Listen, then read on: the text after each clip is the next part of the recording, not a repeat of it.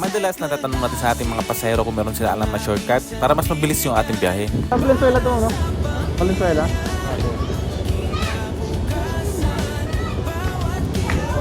Tingnan natin sa map mo. Oh, may alam ba kayo shortcut? May alam kayo shortcut? Wala. Saan tayo siguro dito sa may Malabon siguro?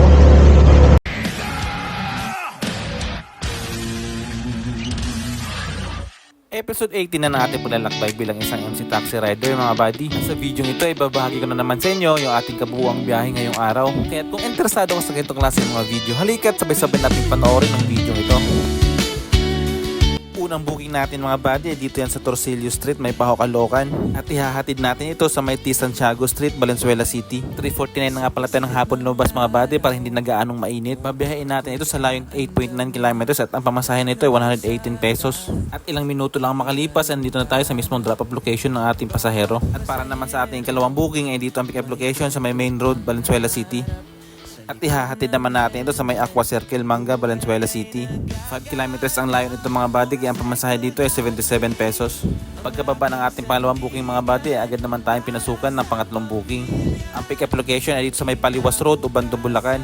At ihahatid naman natin ito sa may Gardenville, Malabon, Metro Manila. 4.8 kilometers ang layo ng biyahe nito mga buddy, na meron pamasaheng 75 pesos. Ito nga yung mga nagustuhan ko mga buddy kapag mga gurami yung mga booking natin dahil malimit yung mga pasahero natin dito ay nagbibigay ng tip. Sa ika-apat na booking natin mga buddy ay dito ang pick-up location sa may Flamengo Street, Ubando, Bulacan. At ihahatid naman natin ito sa may Paco Monumento Jeepney Terminal sa may Ubando, Bulacan. 4.8 kilometers nga pala ang layo nito mga buddy, na meron pamasaheng 84 pesos. Gurami booking nga pala ito mga buddy, kaya malamang may tip na naman tayo nito. Sa ikalimang booking natin mga buddy, ang pick-up location ito sa may Hulo, Ubando, Bulacan. At ang drop-off location nito ay sa may SM Valenzuela Parking, MacArthur Highway, Valenzuela City.